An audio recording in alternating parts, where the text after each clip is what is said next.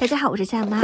之前我们用淘米水腌过酸菜，今天用啤酒、米酒也是可以做的哦，腌出来特别的脆爽，还很香。这次我用的是芥菜球，我比较喜欢吃菜头部分，比较脆，也可以用普通的芥菜。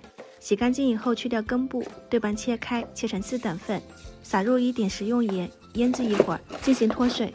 新鲜菜有2种脱水方式，如果不喜欢加盐的朋友，可以直接放到太阳底下晒1天，晒腌了就可以啦。像这样子盐腌过的话呢，摸起来软软的，不容易折断就可以啦。放进干净盒子里面，1盒加入啤酒，1盒加入甜米酒，再倒一点纯净水，可以直接喝的那一种，没过所有的菜。再放一点辣椒，增加风味。无论是啤酒还是甜酒汁，它都是经过发酵的，特别适合用来腌菜。辣椒也好，酸菜也行，或者是酸豆角都可以的。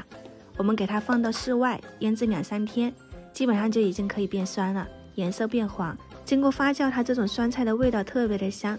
啤酒腌制出来的水比较清澈，米酒是这种米白色，这2种都可以当母水，下次还可以用来腌菜。酸菜切成细丝，它的最佳搭档绝对是卤肥肠，加点辣椒稍微炒2下，就已经特别的下饭，特别香。如果你也想吃，可以收藏起来试一下。今天就分享到这里，喜欢我的视频记得关注我哦，我是夏妈，我们下期再见。